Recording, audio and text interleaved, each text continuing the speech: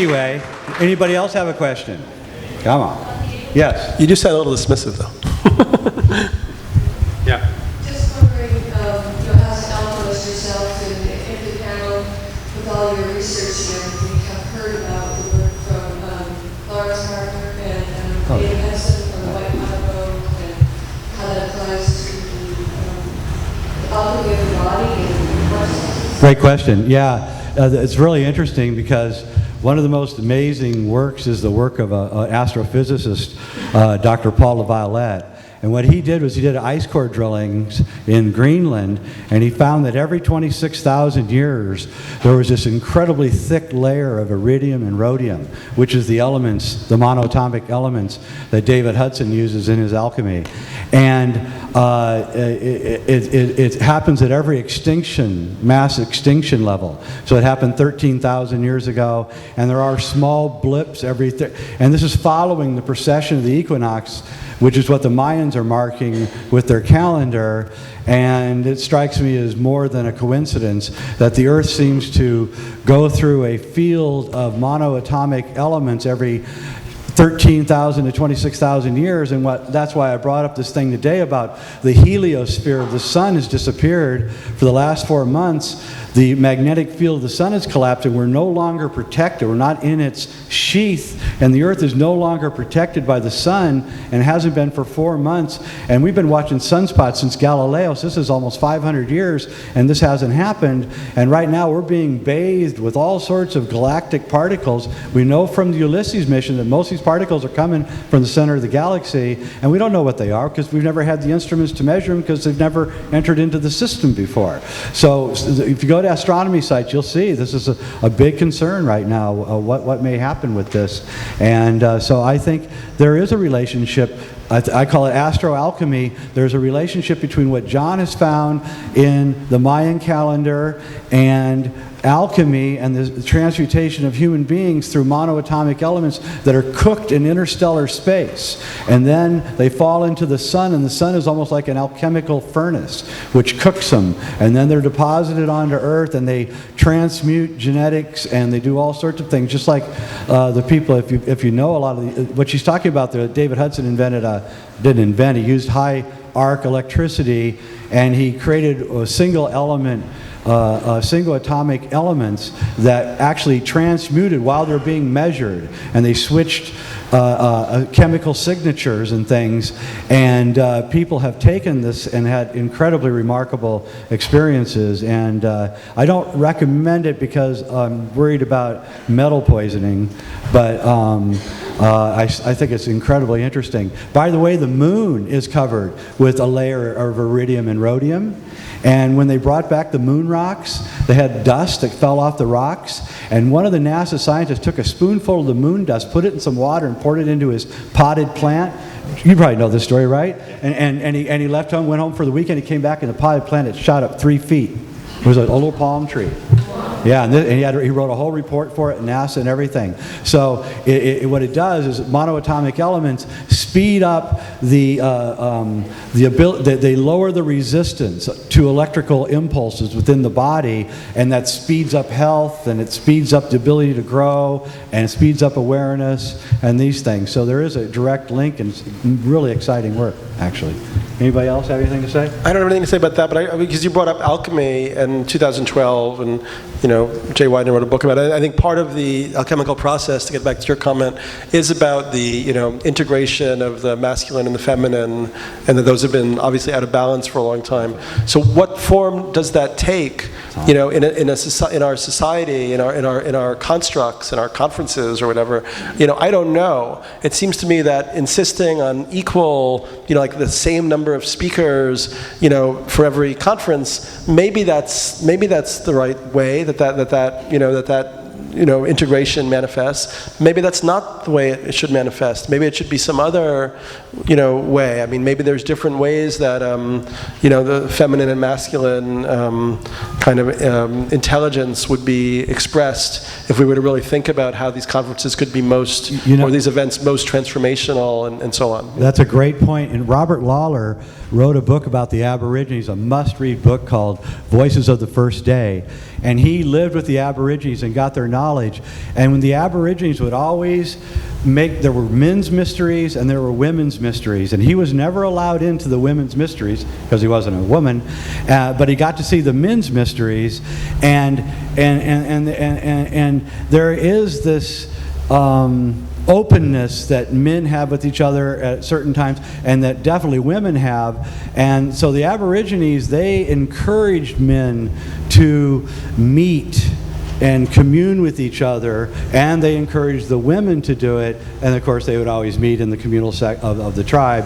So it's actually a very indigenous thing to have a separation of sexes in certain meetings and, and ritual. Another thing that I was thinking about is like a lot of Native American tribes, the way would create a different way of power being distributed. So that first of all, they wouldn't have hierarchical dominant relations of power, but there was still power in any social group, and so they would have the chief. Now the chief was usually male, but was actually not able to just by fiat command people or make decisions.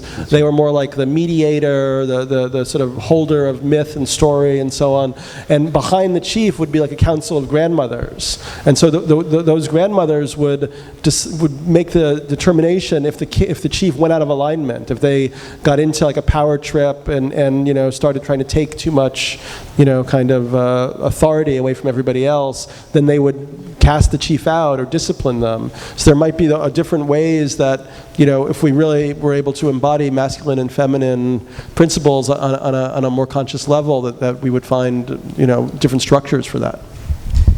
Does that make any sense? Yeah, sure does. I think in the alchemy of our time, we must confess that we are the gross and the subtle. It isn't the others, those so-called dominators over there, and then we are the Illuminati here, but that we carry the seed of the whole. All of this meditation is that we carry the seed of the whole. We are evolution's experiment. We are not the damned. There is no hell. There will not be retribution, because we are nature in action. We are the evolutionary process together in action, and we are collectively learning. So, thank you.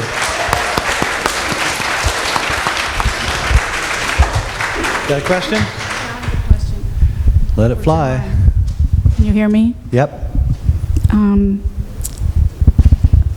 Some time ago I had read about the separation of the source material that came from the Hermetic literature and the patterns that Carl Jung found in his work around, just in reporting dreams. When dreams were reported to him, he would make a lot of drawings around them, and after some time he created quite a repository of information, and it was through that repository that he discovered the Hermetic literature.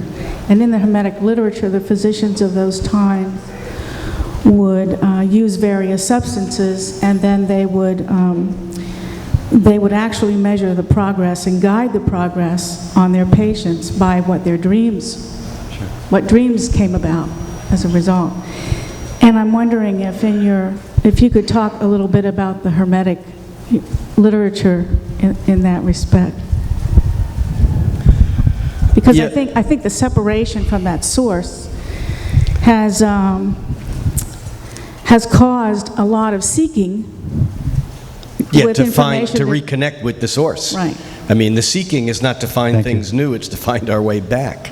Not that we want to just go back, we want to go back to connect so that we can go forward. Again, it's the solution of neurosis, is Right. to tell the story correctly so that we can be freed from the unconscious patterns that bind us to the ways in which we live unconsciously. And if we don't tell that story honestly in our waking life, it will appear in the dream world. Yes. Well, and I'm reminded of James Hillman's book, The Dream in the Underworld, which is, as far as, it's not the easiest Hillman to read, but Hillman may be the living torchbearer of what we call the Jungian tradition. But in the question that was raised, people don't realize that, just like Jesus Christ didn't start Christianity, I mean, he was a teacher, and then there was a religion that was thrown onto his name. Carl Jung never practiced Jungian psychology. He called it, that's something that it was called after the fact. Right. He called it the psychology of four types. Now, we mostly know the psychology of four types through the Myers-Briggs tests. Everybody knows, their ENPJ, whatever. Yeah. Boy, everyone except for me. No. But the thing is that Jung did come onto the concept of these four types through Hermetic literature, through the Greeks who kept the Hermetic tradition alive that perhaps originated in Egypt, that came to us incidentally during another 2012-like period of time, and that was the mid-15th century. In 1455, there was an alignment of the planets Uranus and Neptune, and Gutenberg created the printing press. In 1479, there was a conjunction of the planets Uranus and, the 1455 was Uranus and Pluto, incidentally, like it was in 1965, the 60s. And in 1479, the Hermetic tradition, in Europe at least, was founded because the Medicis, Cosimo Medici, had the translation from the Greek into Latin of what we now call the Corpus Hermetica. It hit the printing presses, and it was out of control of the church. Now, we've seen the same thing happen. I'll talk about this more tomorrow morning. From the 1960s, the Uranus-Pluto conjunction in 1965. We all know about the 60s, but this was also the origin of the IBM System 36, which was like the first digital printing press. At the Uranus-Neptune conjunction in 1993, we had it was out of control. The World Wide Web popped into existence overnight, even though it had been hanging around for a decade or so. And just like in 1479, when the Hermetic tradition was published, or the Corpus Hermetica, all over Europe, creating what 100 years later became the Reformation, we have that same thing happening now. It's bouncing back.